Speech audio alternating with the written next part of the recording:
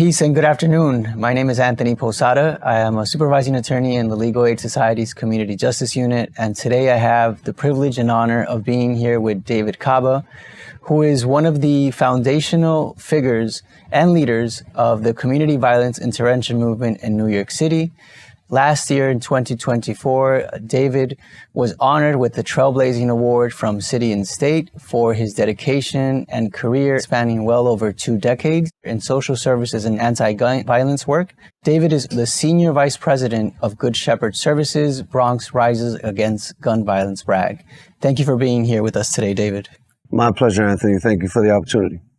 So to get us started, David, what does gun violence awareness mean to you and to the work that you do in BRAG? To me, it means something that has been there for a very, very long time and is now time to bring it to the light out of the darkness. Gun violence, as you know, affects the majority of people of Black and brown populations and communities, people of color. And so Gun Violence Awareness Month is an entire month long dedicated to bringing awareness to the problem that we have. That includes not just in our communities, but nationwide. The statistics are there. They show that 16 and 25-year-olds, gun violence is a leading cause of death for them now. And so this entire month is all about awareness because from the East Coast to the West Coast, we're seeing the same issues north to south, and we want to make sure that the entire nation realizes it, and those that may not have thought about it know that we are in this with you. When you bring up the statistics, I'm glad that you mentioned that because I was going to get into that later, but okay, let's go right into them now to sort of tease out what the problem is. So there's about close to 50,000 gun-related deaths per year in the United States, of which you pointed out that the majority of them do disproportionately impact Black and brown communities. What does those statistics tell us about the root causes of gun violence? Well, the root causes are not a surprise, right? Everyone understands what the root causes are, right? And I'll approach it in 2 ways. And the first way is the socioeconomic issues, right? So when you go into these communities of color, what you find is, unfortunately, poor education, poor housing, poor employment, poor physical and mental health conditions, and the list goes on, right? So if you improve those, then you will see the gun violence drop dramatically. If you go to communities where top-notch schools, good healthcare, housing, employment, guess what else you find? A super low rate of gun violence, if it exists at all, right? The other part of it is the mindset, right? So what we do is a science, right? But people tend to think that, no, this is just, people who've been there and done that but it's actually a science, right? And the number one science to it is what's called CBT, cognitive behavioral therapy. And it's just about mindset, about what makes a 16-year-old think that a weapon is going to resolve this issue that they have going on with someone else, right? And how did they get to that decision-making process in the first place? Helping them to realize what the root cause of their thinking is and shifting that into peaceful conflict resolution methods, right? So those are the 2 major areas that we look at on a regular basis to attack this issue, right? Because if you improve both, then we have vibrant, prosperous communities. Right. If we had the components that allowed people to have access to therapy, and if we had resources, right? So in fact, that's the next question I had for you. Like, what impact does having access to city resources and budget play in affecting change in gun violence? There's a movie, right, where it says, you build it, they will come, right? So our first Peace Barbecue more than 10 years ago, we had like 500 people show up. And it was a little scary for me. I'm like, whoa, wait a minute.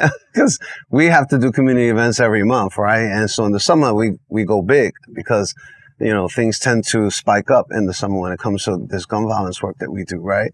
And so when our community members came out, they were blown away like, wow, look at the amount of people. So that's resources, right? Obviously that day it was about celebrating peace. It was about food, music, nourishment, everything for our seniors, for our babies and our youth. Like, it was all there, and they took full advantage of it.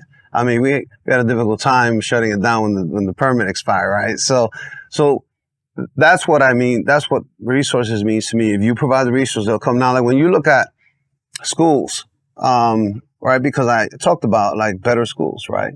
Better education. When you enhance that, then what you'll start to see is that there's no longer a need for metal detectors. There's no longer a need for school safety. And what the impact that it'll have in the long term, because I look at things on a short term and a long term basis and intermediary, is the school to prison pipeline will end. So I can't think of a better example of like when you provide the resources, the type of impact it's going to have. Our babies will no longer be pipelined into the prison system. So our approach is a public health approach, right? Let's not forget that, right? But then all of a sudden you realize, okay, now that we've got a handle on the issue and how to attack it, how about we start doing prevention, right? So it doesn't start in the first place. Well, where does prevention start? With the new generation. And where are they? In middle school, right? And I'm even talking about elementary school because we have a couple of elementary schools in our catchment areas. And, you know, we visit them all the time, make sure that they see us and look up to us and our uniforms, what we wear, as opposed to jack and blue, red, and green. Thank you for bringing up the importance of making sure that schools are seeing the presence of the workforce, also of the credible messengers that are part of your team. But you did bring up something that we kind of just jumped right into it. So I want to tie it back in, which is your work is public health work, right? In the sense that when people think of gun violence, they often don't think of an epidemic or they don't think of a public health crisis. What is reality versus what is narrative when it comes to that? When we're talking about a public health approach, it's obviously that, okay, from where did this violent mindset to resolve all problems come from? So picture a young person, and we're talking about elementary school, right? Because when I was growing up, you know, in second grade, it was already, it was already you're not walking around without carrying something on a regular basis, right? It's not because you're a shooter, for example. It's mostly because, unfortunately, in the communities we live in, we have to protect ourselves, right? And so as a young person, before you even have that mindset, what you see is you see elders in the community. And what you see is them putting in a lot of pain on others, right? And then I call them the 3 Ps, right? So pain is the first one, right? I see my elders and I'm like, oh, they put a bad beating on this individual and all that. And then off of that, here comes profit. They took their wallet, they took their chain, they took their cell phone, they took all their, and so there goes the profit, right? And then there's prestige. Because after that, everyone in the neighborhood looked up to this individual as, you know, someone who's a baller, right? Who's a player, who is a shot caller, like that kinds of things. So as I see that, and I see it multiple times, guess what happens to the brain chemistry? Now, I'm talking about second grade, so you already know my brain is not fully developed, right? It doesn't stop till around 25 years old, right? So my chemistry is going, okay, that's how it's done. Oh, okay. And so I had no idea that at that moment, me and a bunch of other young people just like me got infected with this virus, with this public health issue, which is the violence, particularly the gun violence play. So now I'm like, okay, I have to go out and do the same thing. And so then I replicated it, right? So when you look at a disease model, right, it gets replicated, it clusters, people get infected, and I infected others. And then fast forward years, like decades later, I'm in this work doing it because it became so bad that we had to create an anti-gun violence task force here in New York City to attack this problem because it was getting out of hand. What are some of the ways in which providing, and you know you touched on this, but just so that everybody knows, but the benefit of having access to job opportunities, youth mentorship, access to resources. Like I know Bragg does a lot of that. If you could just share with us the way those services integrate to make that change into the hearts and mindsets of the community. In Bragg, of course, we started out with our first CVI, and off of the success of that, we grew exponentially, right? We started with it was me and 3 other staff members. I was hired to build it from scratch, from zero. But it wasn't me building it. It was a collaboration with myself, my Good Shepherd colleagues, and the community. And the overall theme of all this is credible messengers are the one doing this work, right? We speak the same language, still live in the same neighborhood, eat the same foods, listen to the same music, wear the same clothes. Our kids go to school in this same community. So they get us. They know who we are. They know our histories, that kind of stuff. And so that was born, right? When it comes to anti-gun violence and other forms of violence, mental health is a problem, right? Because that means trauma took place. Where there's trauma, there's a need for therapeutics. So Bragg Therapeutics was born, right? Because that's critical. You know, if you're going to work on that violent mindset, the root cause of it, you got to be ready to provide them with therapeutic services. Of course. Because they're going to need that, right? I mentioned schools. We were doing this for free at the beginning. It was me and 3 other staff workers. We were going to the school back then, the middle school, top 3 most violent in all of New York City. I'm talking about 2014, 2015. It's no longer on that list. As a result of the... Yeah, the principal, the school staff, they were a little trepidatious with us, you know, because we look a certain way and we talk a certain way. But that's okay. We're used to that, and we'll show you, right? Actions speaks volumes. And so they watched what we were doing in school dismissal. Then the parents started introducing their kids to us and make sure they get home safe. The teachers started talking to us. Then the leadership came. Fast forward, Bragg DOE was born, right? And we're in 11 different schools, middle and high schools throughout the Bronx, right? When it comes to our young people, if you're 16 or younger or 17 and older, it's about education and vocational aspects. So Bragg Advoke was born, right? Because we have to look into those needs that you have, right?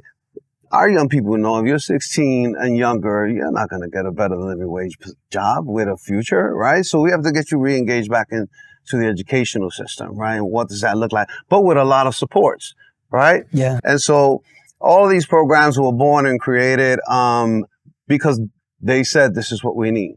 They continually tell us what we need. And still to this day, we're working with them on that, on what's next for them. So it sounds like you really seek to put forward a model in which the youth that you are working to change their hearts and mindsets have a voice and feel empowered to make those suggestions, and that you materialize them, and that those in turn create the positive results and steer them away from wanting to commit violence or to even think of violence as an option. Absolutely. What are some ways that people can support Bragg? Come see us. It's nothing better than to see with your own 2 eyes, right? When we do these peace barbecues, and now they're famous, we got more than 10 years doing these peace barbecues. It's amazing the amount of people that come out now these days, and there's a lot of resources and tables. Come visit our space.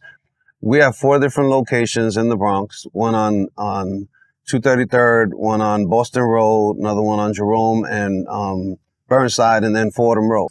We cover the 4-6, 4-7, and the 5-2. And then, so in our work, there's 2 major components of Bragg. There's the CVI teams, right? They work in those 3 precincts with 6 different teams. And then there's the Bragg support services that encompass the hospital response side. And you mentioned that because that's something we created here in New York City. The therapeutics, the studio, the boxing, the Evoke, the anti-gun violence home program, you name it, an array of services. This is the model that we have to now develop into an evidence-based model so that then we can start sharing it with the rest of the nation.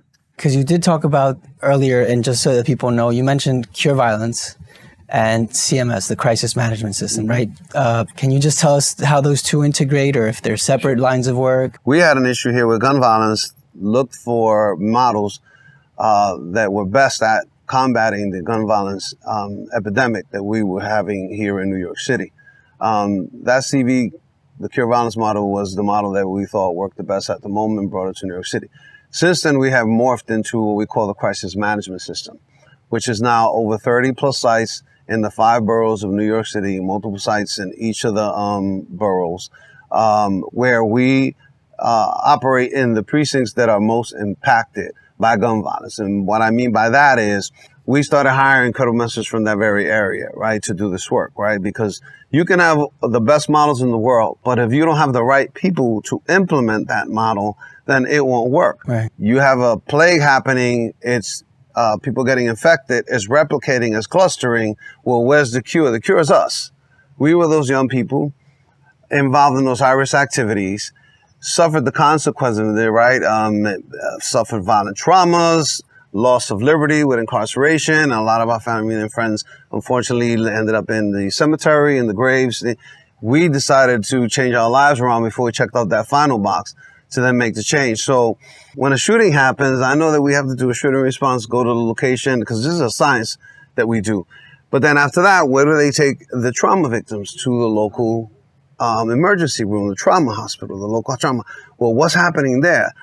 If you were involved in a high risk, you know what happens there. You show up there for your friends and your family, they got hurt, and you talk about, we're not going to stand for this, we're going to do something about it, right? Retaliation talk happens, right? So a hospital response was born. The crisis management system is a number of CVIs in the city of New York, the 5 boroughs, with a host of wraparound services connected to it. Because it's not enough just to be in the streets at 2 a.m. stopping someone from pulling the trigger on someone else because of your credibility.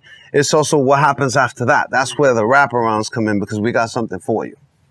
Yeah, and then thank you for elaborating on that and making sure that we did hash that out, because those details are important and those terms often get lost in the conversation.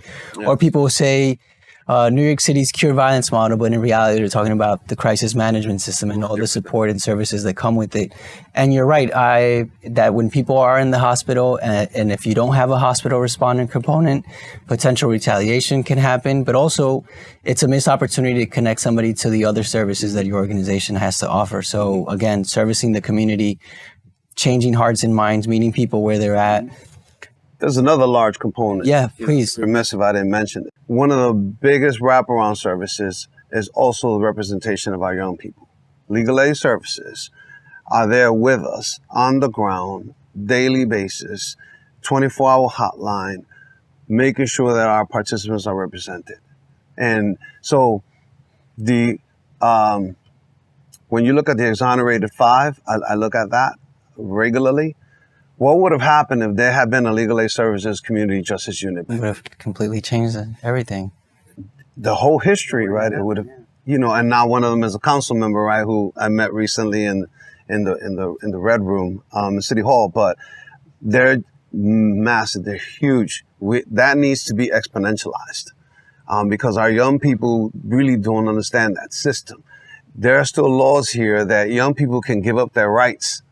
When they don't even have the comprehension. Again, I mentioned that their brain is still developing. Yeah. So you got a 16-year-old, waiving their rights. They don't know what they're waiving. No.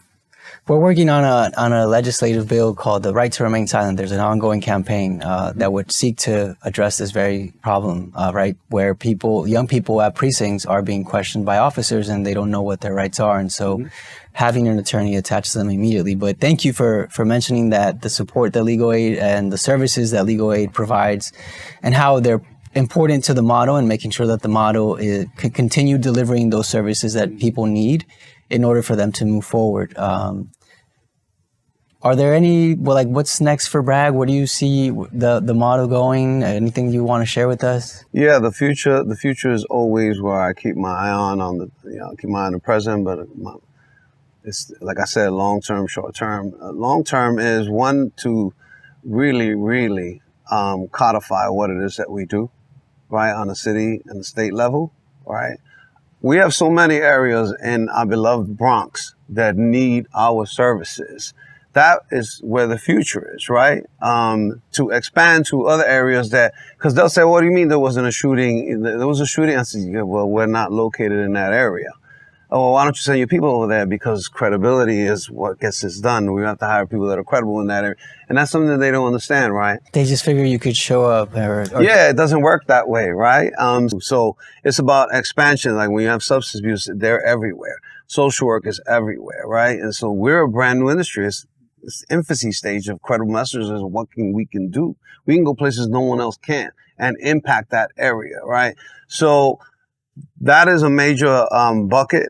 The other bucket is 24/7, round the clock anti-violence work. We're only working 8 hours a day.